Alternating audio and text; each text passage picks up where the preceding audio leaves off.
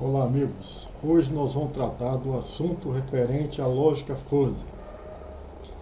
É uma modalidade de procedimento de inteligência computacional que vai resolver uma série de problemas interessantes, porque lida com um tipo de lógica diferente daquela que até então a gente vem trabalhando, que é a lógica clássica.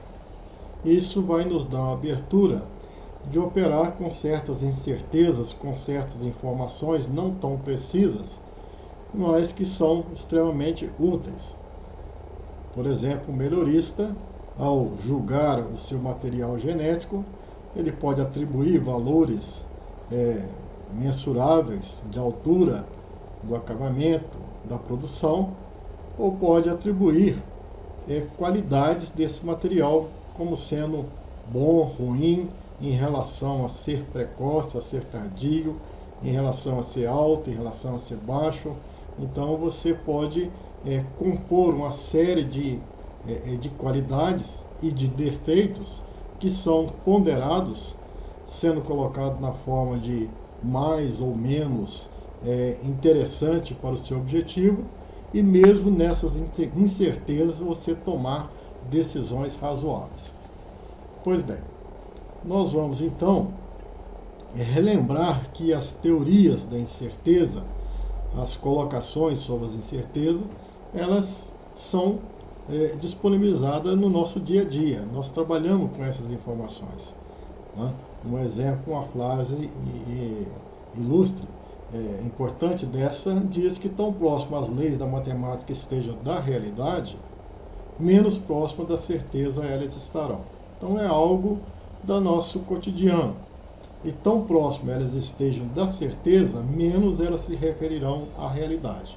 Então, trabalhar com certeza, trabalhar com incerteza, com a realidade, é algo que diz respeito ao processo de tomada de decisão de toda uma sociedade para julgamentos diversos.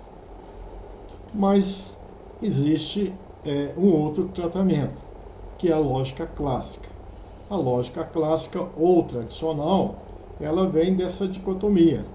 Ou é verdadeiro ou é falso. É impossível algo ser verdadeiro e falso simultaneamente.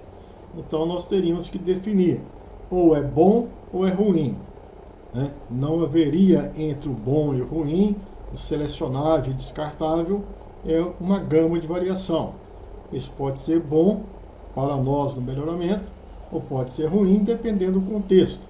Né? Às vezes nós queremos uma produção alta, mas uma altura de planta, por ser 1,70 m, ela pode ser boa. 1,69 m não necessariamente é ruim, pode não atender os nossos desejos, o nosso patamar, mas ela não é tão ruim assim. Ela precisa ser ponderada, essa informação, de forma que, se ela tiver outras qualidades, mesmo que ela não atingiu aquele objetivo, ela possa ser aproveitável em processo de seleção, recombinação e tudo mais. Né? Mas dentro da filosofia da lógica clássica, o principal organizador da lógica clássica foi Aristóteles, então existia essas premissas de considerar o certo e o errado. Né? Então existe toda uma teoria envolvida, algo bastante interessante, né? Alguns princípios da lógica clássica, e agora nós teremos a oportunidade de verificar um outro tipo de lógica. E mais do que isso, nós teremos que apresentar o tratamento estatístico e convencional e computacional para que a gente traduza essas novas óticas sobre uma lógica que não é uma lógica booleana dentro de um aplicativo que nos conduz a tomar decisão e processar os nossos dados.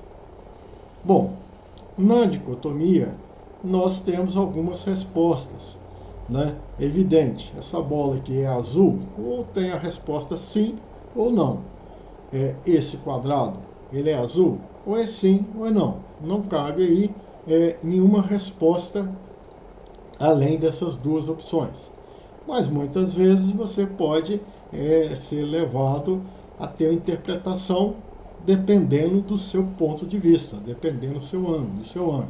Então, muitas vezes você não tem aí a certeza ou informações diversas a respeito do mesmo fenômeno, pode traduzir em algo que seja interessante para o seu processo de tomar decisão. Aqui está apenas uma brincadeira a respeito de diferentes pontos de vista. Na lógica clássica, então, nós começamos a ter alguns problemas, né? E mesmo alguns paradoxos. Então você pode dizer que aqui nós temos um monte de areia. Mas isso aqui é um monte de areia? E se eu remover alguma quantidade de areia? Continua sendo um monte? E se eu remover mais? Que ponto que deixa de ser um monte de areia? Que ponto que deixa de ser algo, ser verdadeiro e passar a ser falso? Ou nós podemos ter uma escala intermediária? E algumas vezes você tem de fato paradoxo, e nesse caso não existe solução. Um dos exemplos bastante clássicos, esse indivíduo de Creta afirmava que todos os indivíduos de Creta mentem. Então veja que é difícil de saber se essa frase é verdadeira ou se ela é falsa. Se ele é de Creta, está afirmando que todos mentem, então ele, se disse a verdade, a frase estaria correta, porque ele, sendo de Creta, não afirmaria tal frase. E assim vai. O contrário também é verdadeiro.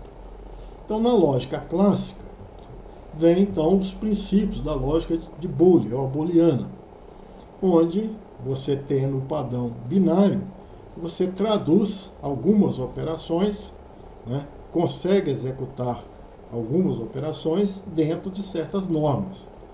Então, vamos pensar em teorias em que você deseja uma condição de ou você gostaria de ter um material, se ele fosse precoce ou se fosse de porte alto, por exemplo, ou baixo.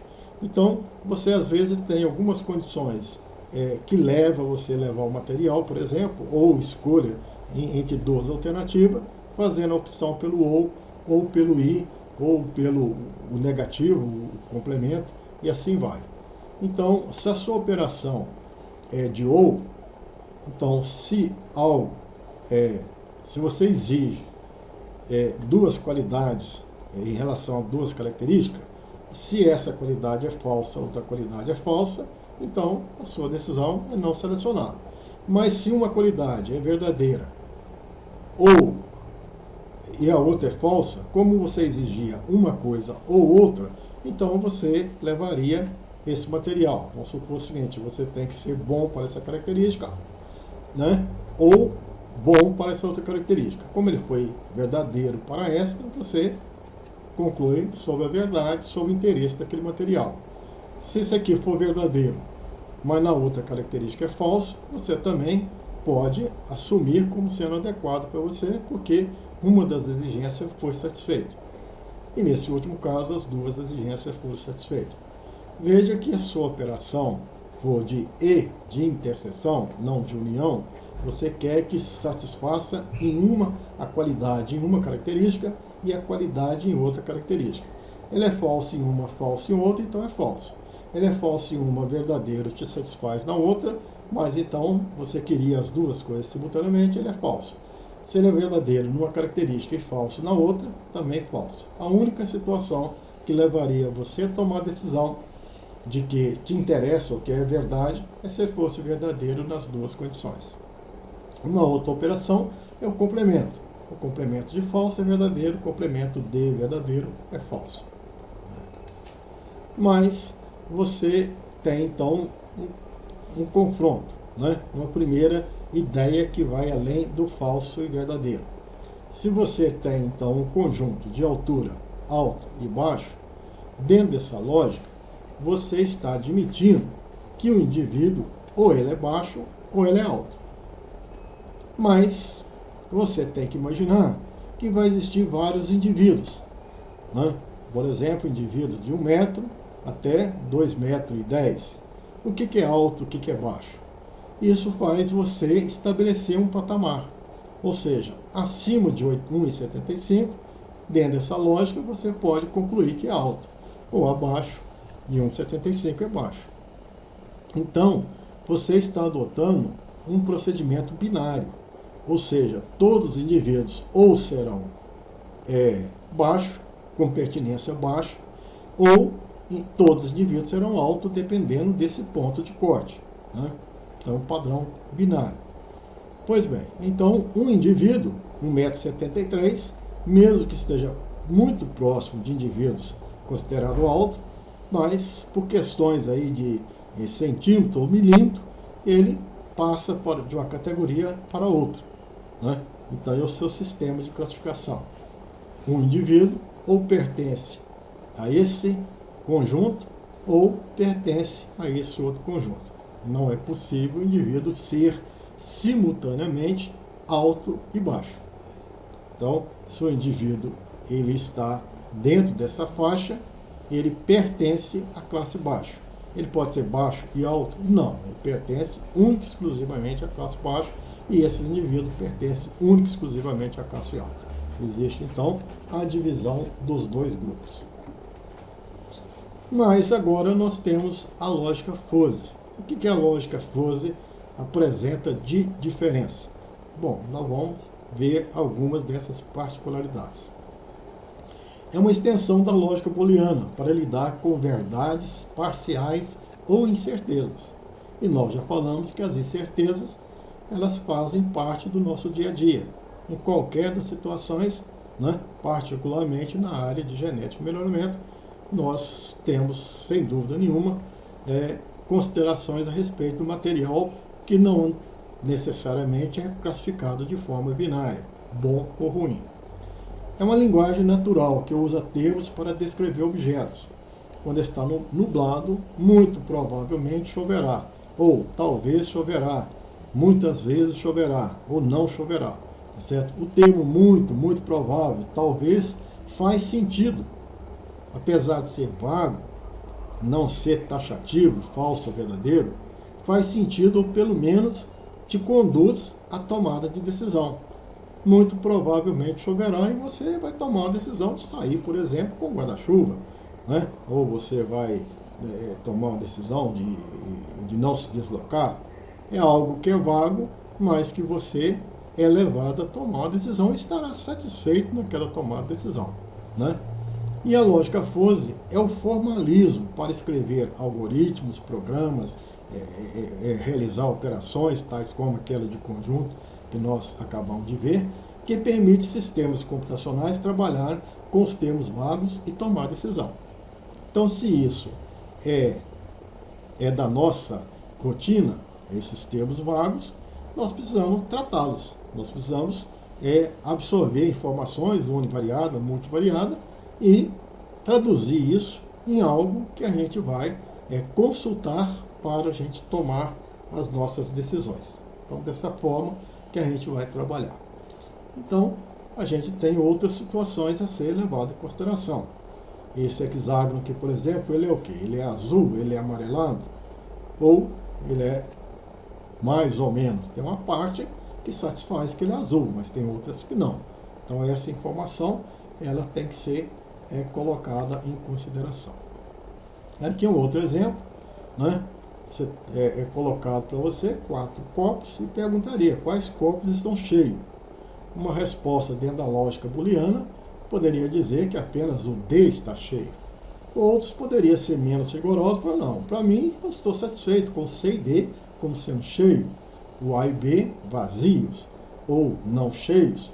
Mas a gente pode, né, ao invés de dar uma resposta binária, dá uma resposta. Esse está completamente cheio, esse aqui mais ou menos, aqui um pouco menos, esse aqui praticamente vazio. Então não é uma resposta única e nós precisamos dar um tratamento formal para esse tipo de informação. Então a que horas começa um filme? Algumas das respostas que podemos dar são uma informação perfeita. O filme começa às 8h15. Então 8h15 você sabe que começa. Informações imprecisas, mas mesmo assim úteis. O filme começa entre 8 e 9. Então você não vai sair para ir, né, ver o seu filme às 5 horas. Porque sabe que é entre 8 e 9, mas te norteia uma tomada de decisão. O filme começa lá pelas 8. Muito vago, né? mas de toda forma também te permite decisões. Eu não sei a horas que começa o filme, mas usualmente os filmes desse cinema começam às 8. Então, mesmo que venha de uma negativa, com informação incerta, é algo que seja aproveitável. Bom, os fatos é que nós usamos informações vagas e conseguimos tomar decisões até que razoáveis, em qualquer área, ou seja, da ciência, do nosso dia a dia, de lazer, do nosso trabalho e tudo mais. De alguma forma, deve ser encontrado um procedimento adequado para representar a informação vaga, nebulosa, que se obtém e representá-la segundo o modelo apropriado de tomar decisão. Os sistemas baseados em conhecimento deveriam incorporar esse procedimento em face das possíveis informações imperfeitas. Então nós vamos ver como que podemos processar. Bom, a perda da dicotomia já também ocupa um espaço considerável na nossa vida, né? O próprio budismo já descreve as coisas, os fenômenos, as atitudes em tons de cinza, ou seja, entre o preto e o branco existe uma série de outras tonalidades. Então essa lógica que a gente chama nebulosa, não existe o 0 e o 1, existe uma série de informações que caminham, que vai transitar entre o 0 e o 1, e você deve se informar, mesmo que de forma não tão precisa, sobre essa nebulosidade. Bom, algumas tentativas de enriquecer a lógica já foram apresentadas na literatura, e isso a longa data. Essa lógica de Lukasiewicz, em 1920, ele inventou ou propôs a lógica trivalorada. Então ele tem o verdadeiro, o falso e o talvez, o indeterminado. Então ele tem o 0, 1 e o U da indeterminação, ou simplesmente 0, 1 e meio, se ele quiser atribuir, se for necessário, atribuir determinado valor. E nesse caso também já existe um formalismo do tratamento dentro da ótica dessa lógica. Nós podemos ter operações de união, operações de interseção e de complemento. E nesse caso, se eu tenho aqui duas características, ou duas propriedades, se ela é falsa, e se eu exigir para selecionar uma condição ou outra, aqui ela é 0, ela é falsa ou 0, então se torna 0. Da mesma forma, como é ou, basta eu ter a condição 1 em uma das informações, das características, ou em outra, e eu então declararia como sendo do padrão 1 ou padrão verdadeiro. Se for incerto, ele se tornará incerto, em uma das características. Pois bem, aqui, no caso da interseção, também é a mesma coisa. Para exigir você não as duas características, o incerto levaria então você a conduzir um padrão 0, não só para uma do seu julgamento, quanto para o outro. Então, independente aqui da reflexão que se faça, nós temos então o formalismo, nós temos a maneira de converter as informações que virão em um processo de tomada de decisão. Em 1965, surge a informação sobre a lógica Fuzzy por esse autor, Lotfi Zadeh. Ele admite a gradação infinita entre falso e verdadeiro. Então nós temos a lógica de infinitos valores com essa publicação. A implementação dessa lógica difusa ou nebulosa permite que estados indeterminados possam ser tratados por dispositivo de controle, que é o que nos interessa, ou seja, levar essas informações para um processamento, e aí o próprio computador desenvolve a sua inteligência computacional e passa a ser uma informação adicional, uma opinião dentro do nosso grupo de pesquisa, por exemplo, que vai nos auxiliar a tomar a decisão. Então você pode coletar os seus dados, alimentar o computador, ele vai, mesmo com essas informações certas, e vai te fornecer, por exemplo, um critério de seleção. Seria interessante. Então, desse modo, é possível avaliar conceitos não quantificáveis. Já existe bastante exemplos de caso prático. Por exemplo, avaliar a temperatura. Nós podemos instruir máquinas, indústria, em ter informações sobre temperatura quente, morno, médio, né? Ou caracterizar sentimentos de felicidade, radiante, feliz, apático, triste, algo que muitas vezes não é quantificável, mas numericamente, mas que você poderia ter um formalismo para expressar. Então, nós podemos testar também veracidades de certos argumentos.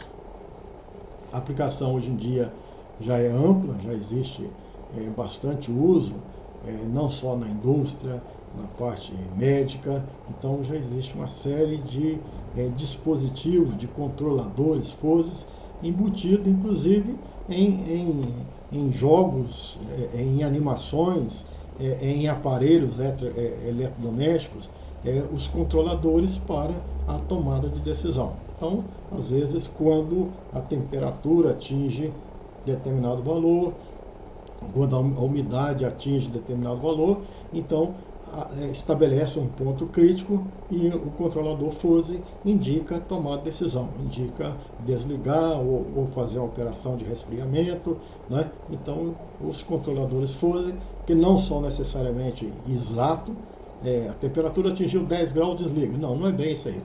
Quando a máquina esquentou, esfriou, o mais quente, o menos quente, uma série de informações numa faixa maior para de dados, né, para o processo de tomada de decisão.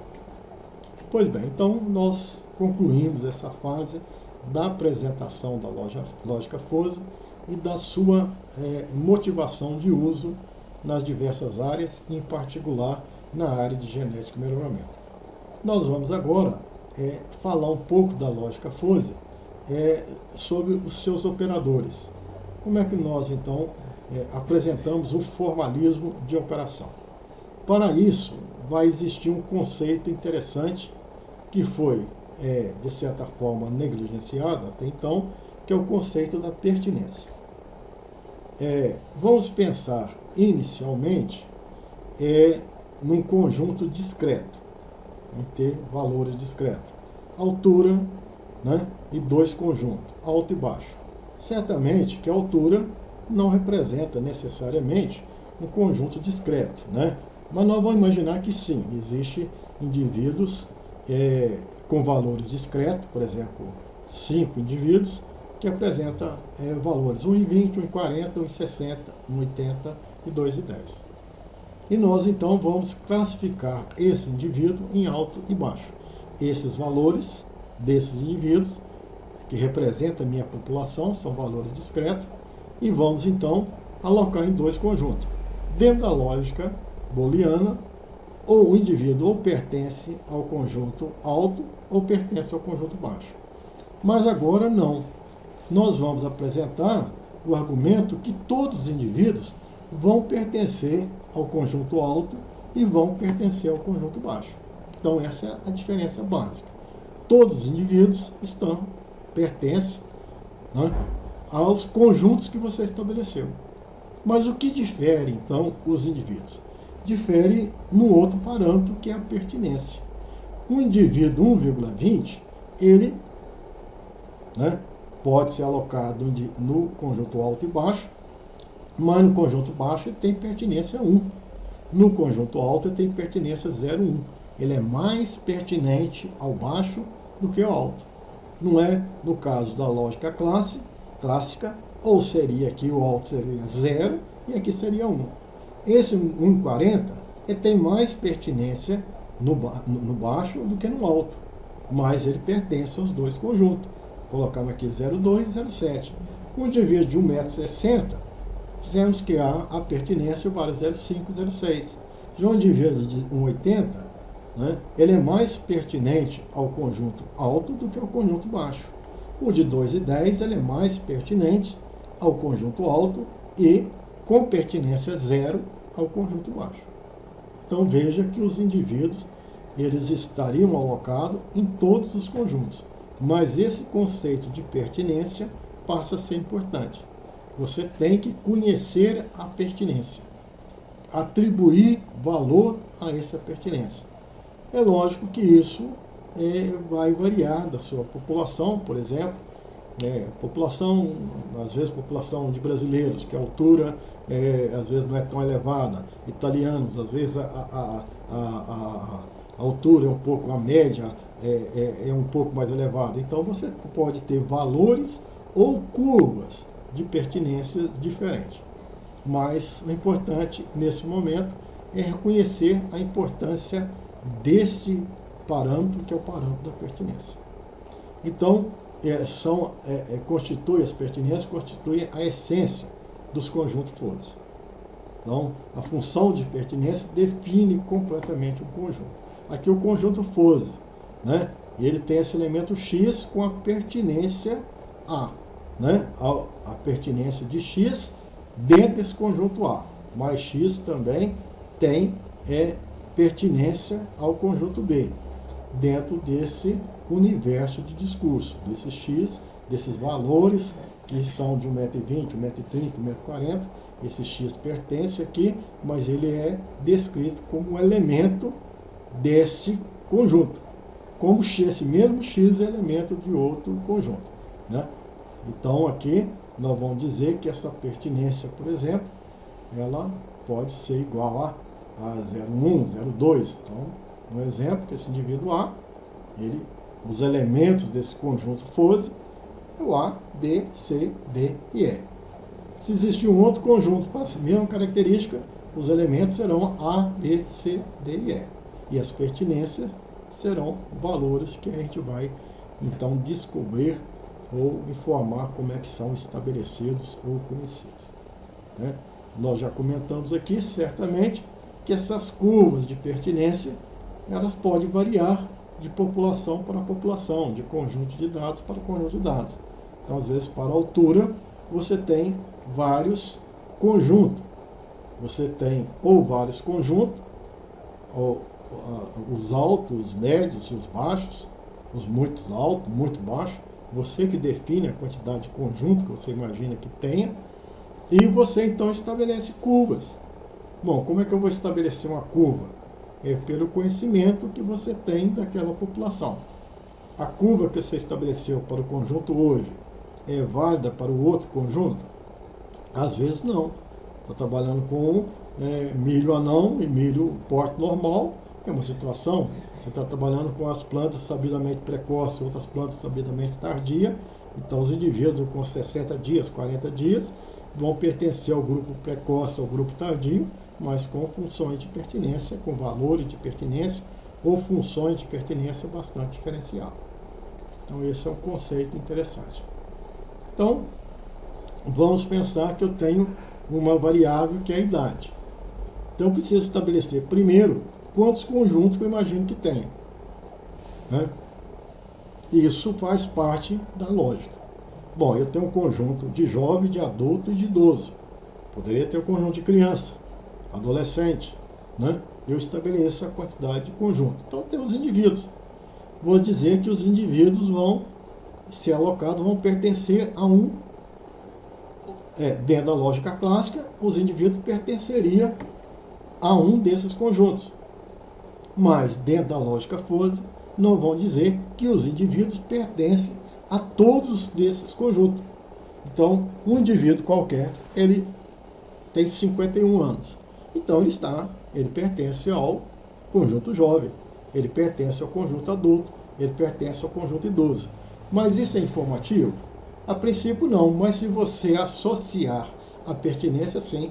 Olha, o jovem pertence, o indivíduo com 51 anos, pertence ao conjunto jovem, mas a pertinência é zero. Bom, então, existe o conjunto jovem e a pertinência a ele é zero. Praticamente você está negando a permanência dele dentro desse conjunto. O adulto, 51 anos, ele pertence ao conjunto adulto? Sim. E a pertinência é 0,45. Ele pertence ao conjunto idoso? Sim. A pertinência é 0,03. Então ele pertence aos três conjuntos, mas a maior pertinência certamente é do grupo de adulto. é uma maneira diferente do que simplesmente tratar entre 0 e 1. Né? Você está admitindo, então o seu material para ser selecionado, você tem aí 1000 materiais submetidos à seleção, ele é bom ou ele é ruim ou ele é médio? Bom, ele é simultaneamente bom, médio e ruim. Mas qual a pertinência dele para bom? Bom, ele é um campeão, então é pertinência 1. Bom, mas o indivíduo nem sempre ele é bom, ou pode ser médio também. O indivíduo pode pertencer mais, ter uma pertencência mais ao médio do que ao bom. Mas isso, numa análise multivariada, essas características, esses defeitos, esses pequenos defeitos, poderão ser, né, recompensados por outras qualidades, e não num processo binário que era sim e não, e eu descartaria por um defeito que não seria tão determinante assim para um determinado conjunto adotado como critério de decisão. Quais são as funções de pertinência? Então eu não vou atribuir pertinência 01, 02, 03, porque a gente não saberia esses valores. Não posso atribuir aleatoriamente ou chamar um pesquisador para atribuir valores. Qual o valor que você dá para 1,70m, 1,71m? Bom, a gente imagina, tem uma concepção de curvas. Então existe uma curva de pertinência. Então esse sentimento seu de curva, ele pode ser traduzido e tratado. Nós temos algumas curvas, os nomes e essas expressões às vezes elas são mais complicadas, mas nós temos as curvas triangular, trapezoidal, gaussiana, sino generalizada, e aqui nós temos as formas. A triangular significa que os indivíduos têm valores, por exemplo, de 0 até 1, ou de 0 até 100, a partir de determinado momento ele cresce a pertinência, né, para um determinado conjunto. O conjunto dos altos ele cresce dessa forma. Pode ser que aqui para o conjunto de altura alto, a pertinência você julga que seja dessa forma. Ou seja, plantas muito baixas são indesejáveis, elas melhoram até um ponto ideal. Plantas muito altas, por acamar, por exemplo, elas não são do conjunto de plantas boas, por exemplo, ela não faria parte, não teria pertinência. Do conjunto de plantas indesejáveis, sim. Aqui você pode julgar de outra forma. Você pode usar a função trapezoidal, ou seja, na parte inicial, no conjunto de altura boa, você define o número de conjunto que você tem. Altura boa, média ou ruim. Então vamos pensar aqui num conjunto. Um conjunto de altura boa. Começa pertinência 0. As plantas mais baixinhas. Posteriormente cresce a um platô, depois decresce. Então são visões, são experiências que o pesquisador tem, que ele traduz em forma de curvas de pertinência. Para cada variável e para cada conjunto, ele tem que estabelecer uma curva de pertinência dentro do intervalo de variação. Variável, altura. Então ele descreve o número de conjunto. Plantas baixas, intermediária, alta. 3 conjuntos. Né? Para floração, plantas tardias e plantas precoces. 2 conjuntos. Né? Para um exemplo bastante que nós vamos inclusive citar aqui, muitas vezes, por exemplo, o valor de R2 na análise de estabilidade. Então pode ter baixo, mediano, alto, né? O coeficiente de regressão, a média. Então você pode ter vários critérios e colocar algumas curvas, ter sentimento de algumas curvas e vai ajustando essas curvas e conferindo aí, dentro da sua experiência, se a saída, digamos assim, a saída desejada coincide com a saída do controlador fuzzy, e você diz então que o controlador tem sido adequado para você. Bom, então nós vimos as funções de pertinência. Primeiro exemplo, discreta, em que você atribui valores, ou segundo caso, aplicável para condições contínuas, que você tem curva. Bom, nós precisamos fazer operações. formalismo das operações estão descritos aqui, tá? Bem descrito. Então, se A está, né, está contido em B, então a pertinência de x do conjunto B é maior ou igual de A para todo x. Se A é igual a B, as pertinências são iguais. O complemento de A, né, é x menos A, então a pertinência vai ser 1 menos a pertinência de pertencer a x. Na união, para você ter um conjunto C, que é a união de A e B, a pertinência no conjunto C passa a ser o maior valor. A interseção de A e B no conjunto C, a pertinência passa a ser o menor valor. Então vamos ver aqui algumas ilustrações, né? E nesse caso de ilustração, nós vamos voltar para a facilidade, considerar conjunto discreto, sabendo que na prática a gente vai ter conjuntos contínuos. Aqui vamos imaginar o universo de discurso, ou seja, os indivíduos apresentam valor A, B, C, D, E. Temos dois conjuntos, eles estariam aqui, contido aqui, esses elementos estariam aqui dentro, A, B, C, D, E, dentro do conjunto A, dentro do conjunto B, e vamos imaginar que aqui nós temos a pertinência. Então, qual que é a união do conjunto A e B? Se os elementos são iguais, a união, obviamente, que vão ter todos os elementos iguais, né? Não é questão de verificar a consistência da presença dos elementos. Então, em todos os conjuntos, os indivíduos vão pertencer a todos os conjuntos por definição, né? Na lógica, fosse todos os indivíduos, o A, B, C, D, E, pertencem a todos os conjuntos. Se eu quero a operação de união, então a pertinência que se altera.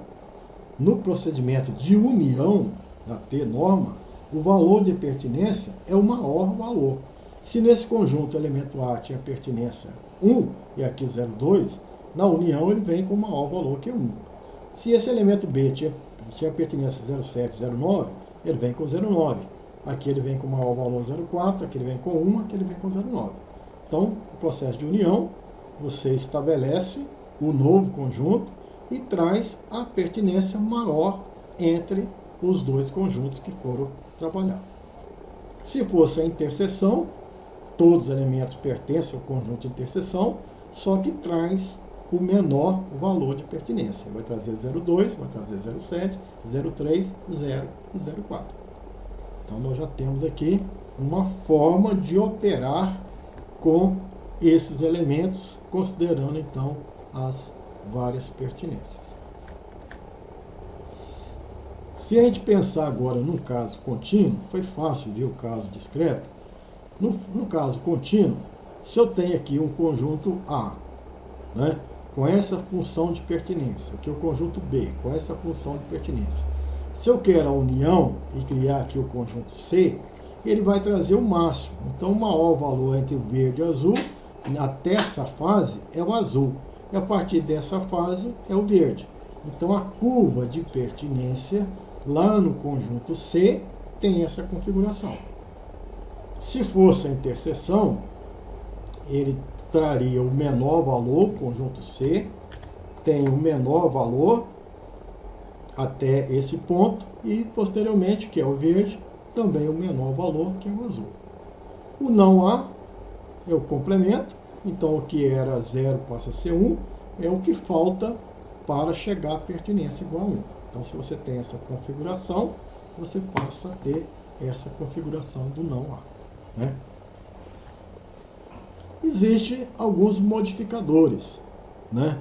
Se você, às vezes, tem alto e quer passar para muito alto, exemplo de concentração, de dilatação, intensificação de contraste, de raridade, você pode operar esses valores de pertinência, elevando ao quadrado, subtraindo, dividindo, fazendo algumas operações que vai realçar essas pertinências. Pois bem, então, após a primeira etapa da motivação, a segunda etapa dos operadores e do entendimento do valor da pertinência, da função de pertinência, nós vamos agora ver o nosso raciocínio e a inferência nebulosa. Como é que nós raciocinamos com um conjunto de informações. Então eu preciso ter as informações, nós vamos citar aqui alguns exemplos, né? Algumas entradas, eu vou entrar com a variável produção, eu vou entrar com a variável altura, floração, e eu tenho uma variável resposta, que é a variável seleção, né? Que seria seleciono, não seleciono. Nós vamos dar exemplos aqui, às vezes mais simples, não voltar diretamente para o melhoramento. Um exemplo que a gente vai aplicar aqui é, eu quero fazer um empreendimento, e eu devo levar em consideração o meu capital, o dinheiro, e ele pode ser pouco, médio, muito, o meu pessoal, a equipe de trabalho, que pode ser pouca, pode ser muito, e o risco do meu empreendimento. Então nós temos as entradas, o conceito das entradas e o conceito da variável que eu quero predizer. Pode ser e deve ser quantitativo, pode ser qualitativo. Então, o meu risco vai ser alto ou vai ser baixo? O meu elemento, ele pertence ao risco baixo, com que pertinência? Ao risco alto, com que pertinência? Então, essa que é a nossa ideia, de saber, então, qual que é o valor quantitativo do risco. Então, vamos ver aqui um raciocínio nebuloso, um raciocínio bastante rudimentar, porque a nossa análise aqui vai ser uma análise de conjuntos com informação indiscreta, que é pouco provável que eu tenha na prática. Vamos pensar que o nosso conjunto é de altura. Então, a variável altura, a entrada altura, que tem dois conjuntos, o alto e o baixo. E tem dois elementos, o João e o Pedro. Então, dentro daquela nossa ideia de que todos os elementos pertencem aos conjuntos que nós estamos trabalhando. O Pedro pertence ao conjunto alto? Sim. O João também. Pertenência 0,9. O Pedro e o João pertencem ao conjunto baixo? Sim. Todos os indivíduos pertencem a todos os conjuntos e a pertinência 0,1. Aptidão para esporte, né? Eu tenho dois conjuntos. Para esporte, eu digo que ele tem aptidão porque ele é sedentário, né? O João e o Pedro pertencem àquelas pessoas que são motivadas, têm aptidão, têm motivação, e tem outros que são sedentários.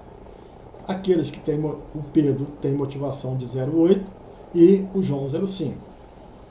O Pedro, no grupo sedentário, ele é menos sedentário e o João é mais sedentário. E eu quero, como treinador, escalar algum indivíduo para o meu time. O meu time, então, minha tomada de decisão é escalação que tem dois grupos, o bom, o com potencial e o ruim, né? Então eu vou classificar esses indivíduos que vão pertencer a bom jogador ou ruim. E a gente sabe, né, vamos imaginar que para ser bom em basquete, eu vou ter que ter a interseção desses conjuntos, né?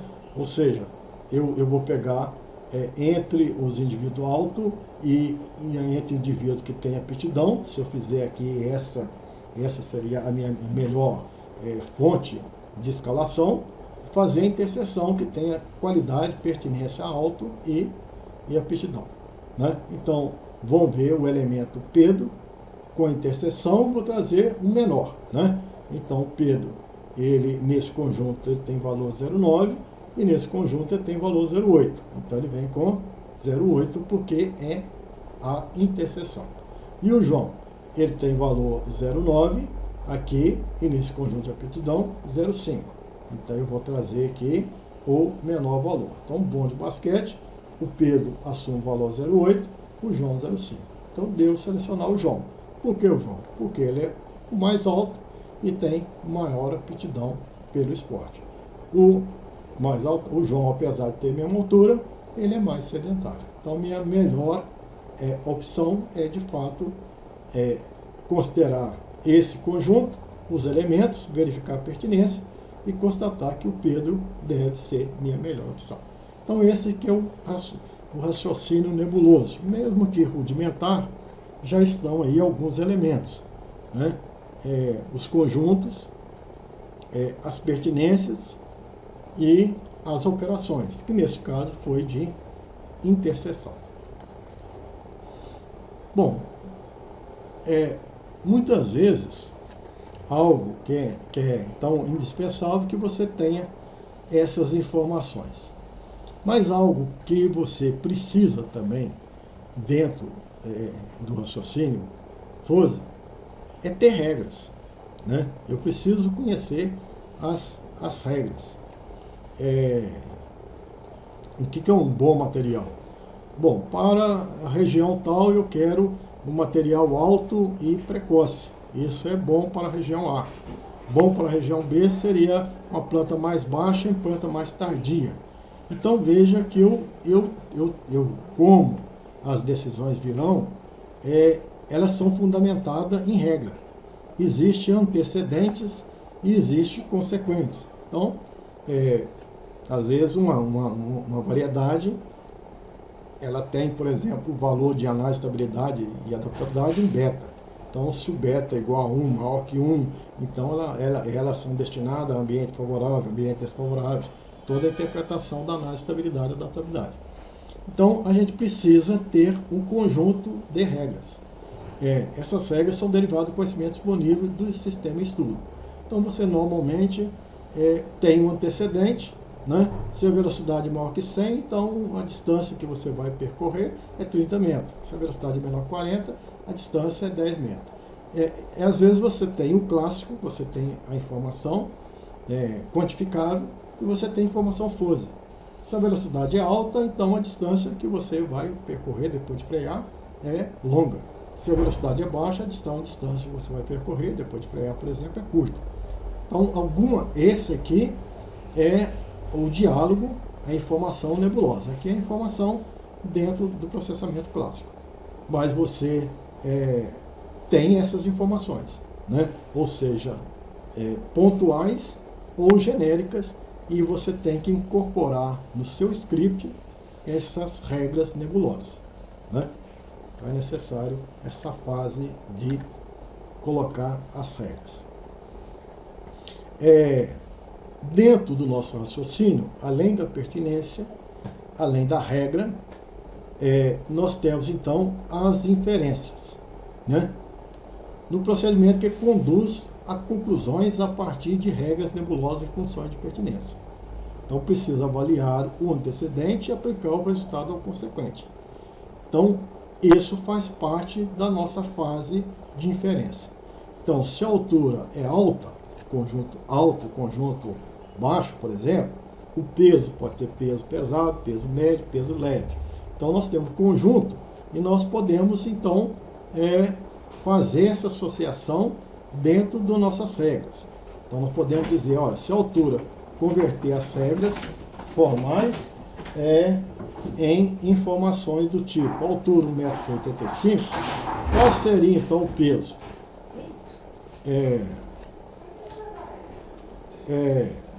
Então, se a altura é igual a 1,85 m, eu posso predizer o valor do peso, se é 90 kg, 30 kg, 80 kg. Então, é possível ter uma predição também pontual. Então, a gente, dentro do nosso sistema de inferência, nós vamos fazer a aplicação e temos, por fim, essa arquitetura ou essa sequência de etapas para ter um controlador FOSE. A primeira etapa, então, é o estabelecimento das funções de pertinência, que a gente chama de fosificação. Existe a entrada e nessa fosificação você vai verificar cada entrada, quantos grupos existem. A entrada altura tem 2 grupos, alta e baixa. A entrada floração tem 3 grupos, precoce, intermediária e tardia. A produção existe 4 grupos, bom, médio, ruim e péssimo. Então você vai ter que ter os grupos e as funções de pertinência estabelecidas. Isso chama-se fase de fosificação. Posteriormente você vai incorporar no seu aplicativo as suas regras. Isso seria a base da inferência. Então, se a planta for alta e precoce, então ela é selecionável, não é selecionável. E você vai ter as suas regras sendo especificadas. Posteriormente, você vai ter que agregar todas essas informações. Aqui que você vai usar os seus operadores relacionais. Aqui que você vai usar os conjuntos e ou, e dentro dessas uniões, interseções, negações, você vai ter uma curva final no seu conjunto resposta com um padrão consequente daquilo que você teve da união de todas essas informações. Então nós temos a agregação. E dentro desse gráfico de agregação, se você tiver um particular valor das suas entradas, você vai ter uma saída, que seria a defusificação. Então, ao invés de você entrar e sair com a pertinência, entrar com as pertinências e com os valores, aqui você sabendo o valor que você está e a pertinência, você consegue ter um valor preditivo. E aqui, então, você toma a sua decisão. Ou seja, você tem a sua resposta que orienta o processo de tomada de decisão. Então, vamos imaginar aqui um exemplo, né? Na etapa de fusificação, você tem, relembrando, que estabelecer os seus conjuntos. Temperatura. A gente estabelece, eu imagino que tenha 3 conjuntos, frio, normal e quente. Velocidade, eu imagino que tenha 2 conjuntos, lento e rápido. Eu imagino que o valor varia, por exemplo, de 1 a 500, que eu posso transformar de 0 a 100, ou de 1 a 82, não tem problema nenhum. E aí você também especifica as suas funções de pertinência. Que função de pertinência? Gaussiana, sino, ou um triângulo, ou um trapézio. Você imagina até que ponto o seu sentimento afirma que o material é frio, até que ponto começa a ser normal, até que ponto nós podemos considerar que está começando a se tornar quente. A mesma coisa para a velocidade. Então, essa é a etapa de fusificação. A etapa de inferência é aquela que você vai instruir o seu script das suas regras, né? É o mecanismo-chave, é a essência do processo de tomar decisão. São as regras condicionais ou as factuais. Se o material é susceptível, então não seleciona. Então, o Y, então se W é Z, então X é Y. Então, se a planta é alta e é precoce, ou é precoce, pode ser I, pode ser U, existem vários operadores, você tem uma conclusão a respeito da sua saída. Seleciona, não seleciona, seleciona para o sul, seleciona para o sudeste, ou descarta, né? E se fosse análise de estabilidade, por exemplo, a sua tomar decisão, seleciono, ela é indicada por ambiente favorável, ela é previsível em ambiente favorável, previsível em ambiente desfavorável, imprevisível, tá certo? Ou descartável, de adaptabilidade geral, de adaptabilidade específica, ambiente favorável, estabilidade específica, ambiente desfavorável, e então você divide seu conjunto. Às vezes essa divisão já é bem natural. E tendo em vista esses vários gráficos que você estabeleceu, você vai ter uma consequência. A consequência na variável resposta. Lá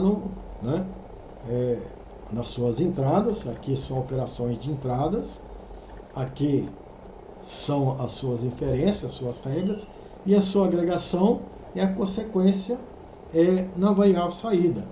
Se aqui nós tínhamos valores, se você especificar valores das suas entradas x1 e x2, o que acontece em y? Se em x1 e x2 você estabelecer regras de interseção, de união, né, de negação, você vai ter reflexo aqui na sua saída de risco. Então veja que isso é o processo de agregação. E essa curva, essa representação na sua saída, permite o resultado final, que é o resultado da defusificação.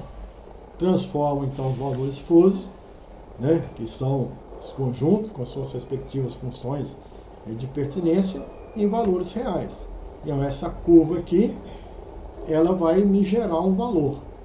E esse valor aqui, eu posso obter esse valor dentro da saída, representando aqui pelo o primeiro valor máximo, a média do máximo, o critério do centroide, das médias, e então eu posso traduzir isso aqui, existem várias maneiras, vários critérios, e eu então saio com o valor final que eu declaro como sendo a defusificação. Então, basicamente, esses são os princípios da lógica fuzzy, e numa próxima conversa nós vamos então tratar de uma aplicação, e aí certamente esses conceitos ficarão mais claros. Muito obrigado.